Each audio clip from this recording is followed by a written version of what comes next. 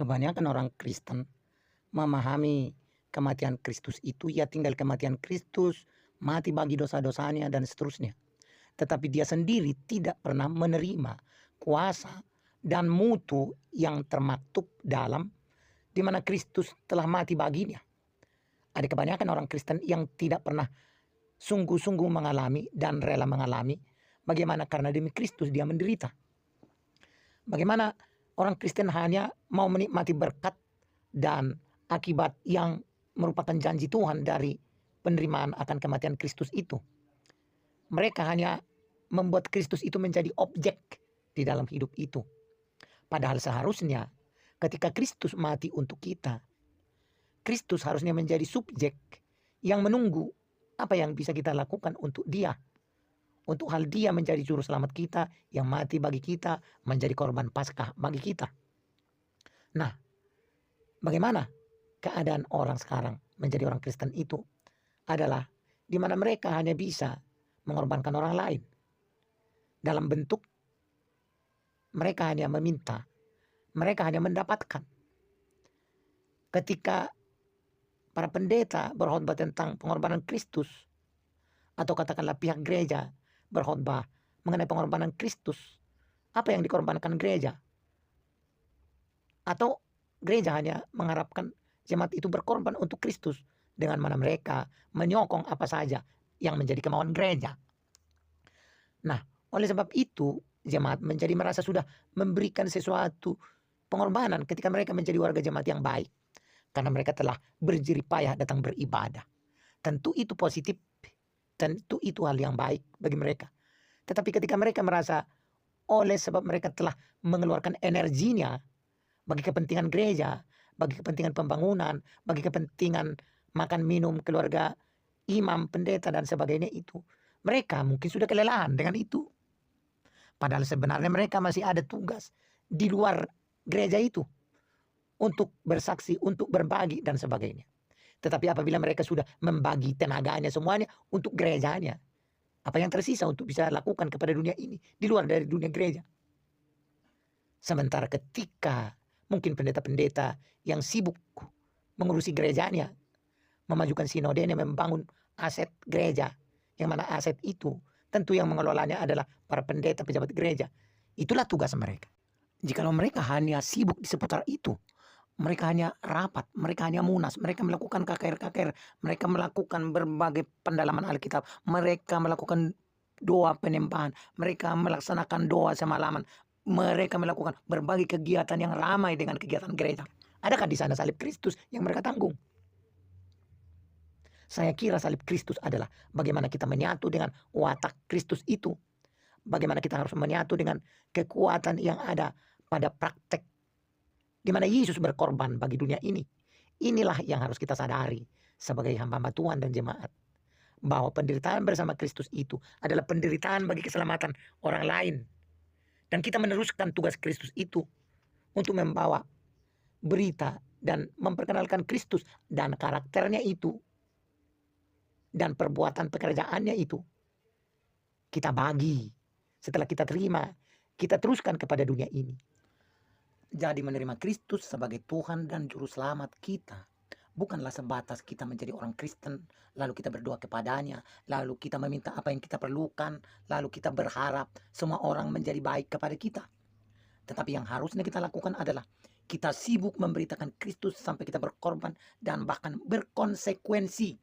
Ketika kita menyampaikan firman Kristus, ajaran Kristus itu, orang lain yang tidak suka akan memaki kita, akan mengejek kita, akan mengatakan sesuatu yang tidak berkenan kepada kita.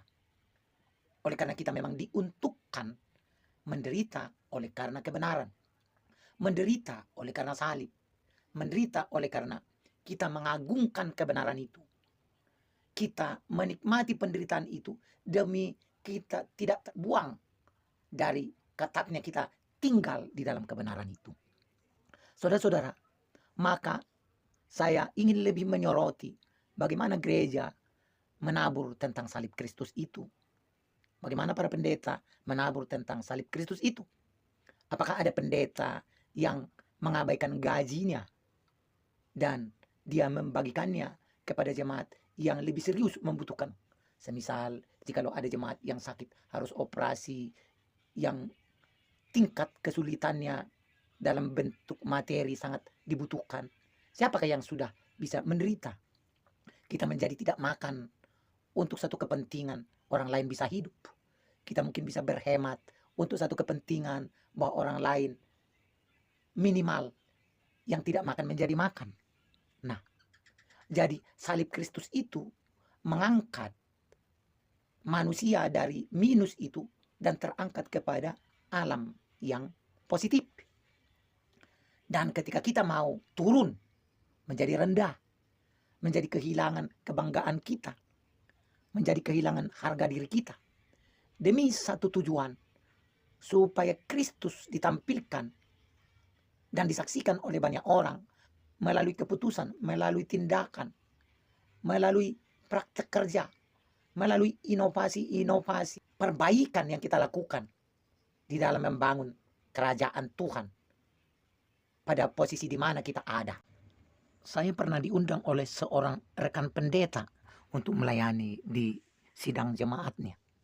Saya melihat sesudah selesai khotbah dan altar call untuk berdoa bagi jemaat itu, ada pengumuman-pengumuman yang sangat menelisik perasaan saya, di mana kantong kolekte yang berjalan sudah 3, persembahan ke depan ada lagi 3, lalu ada lagi berita tentang hasil rapat mereka dari pusat sampai wilayah sampai daerah. Itu betapa banyak instruksi mengenai pembayaran yang harus mereka tanggulangi dari sidang jemaat itu.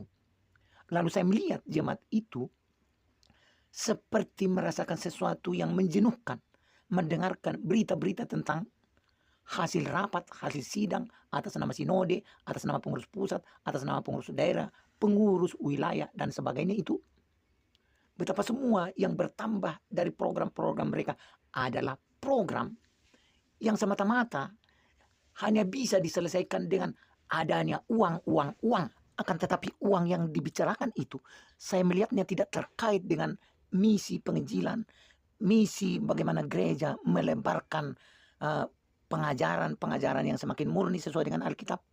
Bukan juga misi yang sifatnya berhubungan langsung membawa Injil kepada dunia.